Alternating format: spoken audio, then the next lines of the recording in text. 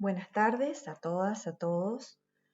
Bueno, esta semana haremos un recorrido eh, por algunos temas que vamos a conversar ahora. Esta semana recuperaremos entonces algunos conceptos sobre colonialismo y descolonización, eh, patriarcado, desde los aportes de Silvia Rivera Cusicanqui, Esther de Pineda, Adriana Guzmán, Jimena Tejerina y Rita Segato.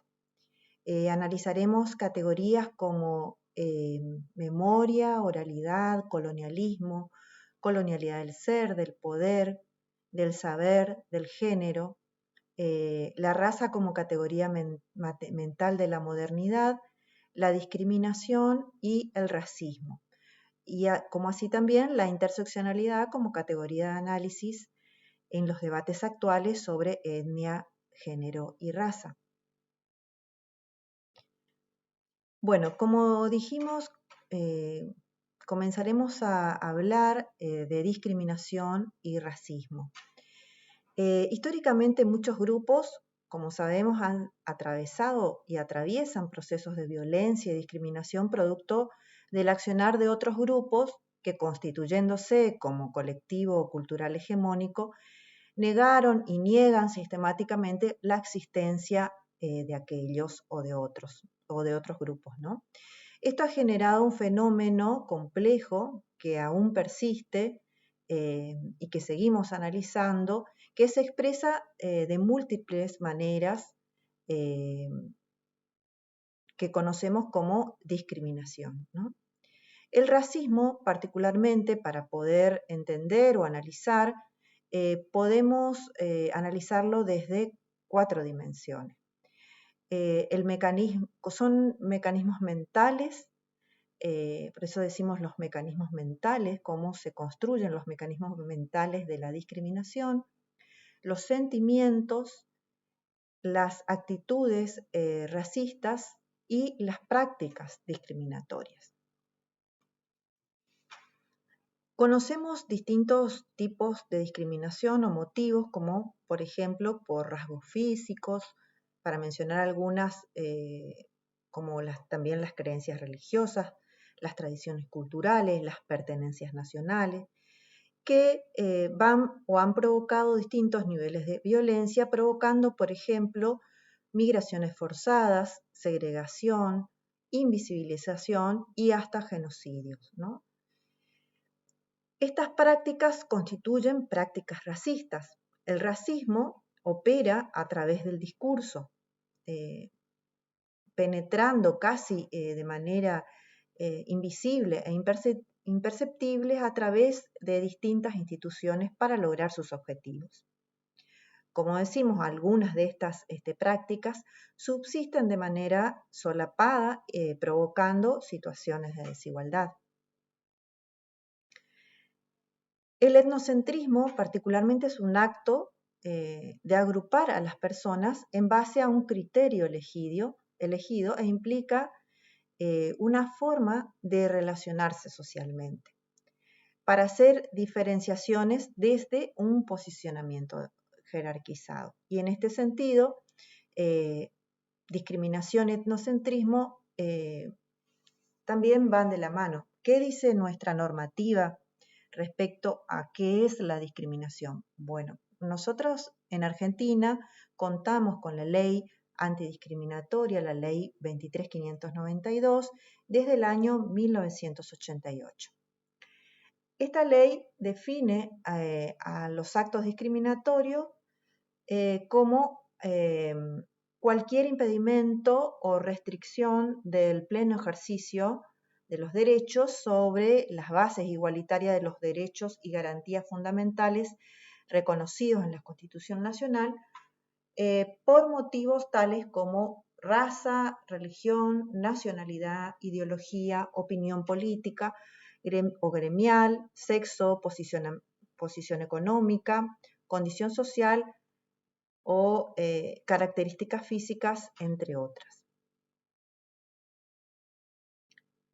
¿Y qué decimos cuando hablamos de prácticas sociales discriminatorias? Bueno, la práctica discriminatoria es crear y o colaborar en la difusión de estereotipos de cualquier grupo humano por características reales o imaginarias. Hostigar, maltratar, aislar, agredir, segregar, excluir y o marginar a cualquier miembro de un grupo humano por carácter de miembro de dicho grupo.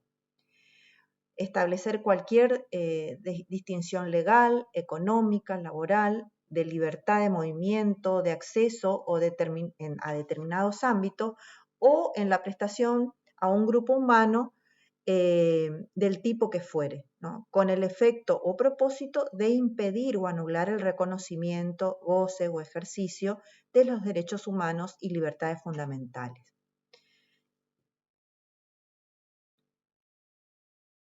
Entonces,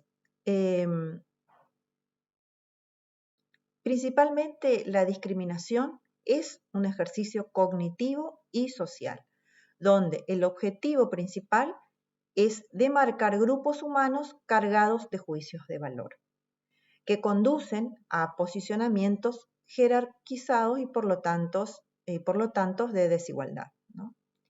El etnocentrismo es el mecanismo que respalda la puesta en marcha de la discriminación. ¿De qué manera? Articulando tres conceptos.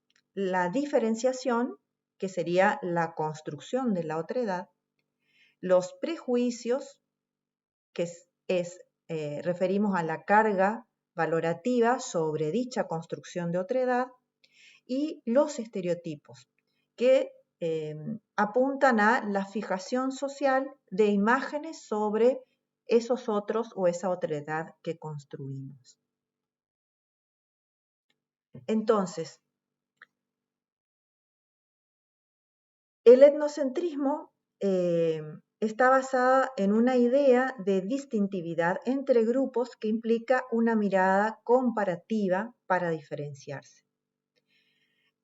Entonces, desde el etnocentrismo se busca además universalizar la propia cultura. O sea, mi cultura es la que cuenta con más valor, es la mejor, es la más civilizada, etc., ¿no? Solemos escuchar, por ejemplo, qué ridiculez, cómo se comportan o cómo se visten, qué ignorantes que son. Es un posicionamiento valorativo de superioridad cultural. Se utilizan parámetros que impiden entender los sentidos y significados reales de la otra cultura que se pretende conocer. Existe una sensación de alteridad, que significa tener conciencia de la diferencia y surge comúnmente del contacto intercultural. Cuando una sociedad no reflexiona sobre la construcción de estas diferencias, esta puede ser reproductora de prejuicios y estereotipos discriminatorios. Entonces, repasando, los prejuicios dijimos que conllevan carga valorativa sobre la construcción de la otredad.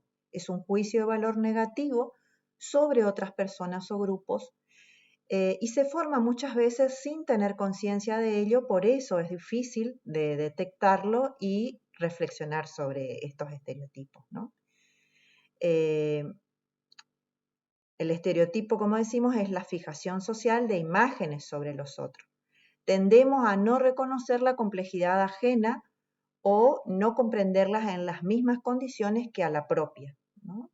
Por ejemplo, lo más común, donde fijamos esas imágenes sobre los otros, es a través de los chistes, ¿no? Aquellos chistes que conocemos sobre otras culturas, sobre otras orientaciones sexuales, identidades, etcétera, lugares de origen.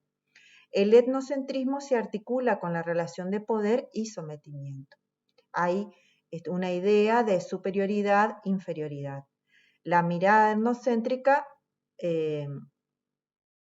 conlleva indiferencia, odio, desprecio, ¿no?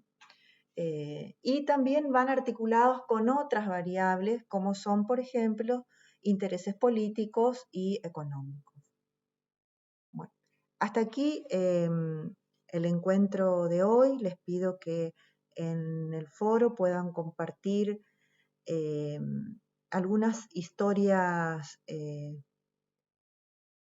que conozcan acerca de la discriminación, de racismo, que conozcan, que hayan atravesado, que conozcan personas o grupos que hayan vivenciado algunas de estas situaciones y los compartiremos en la próxima clase.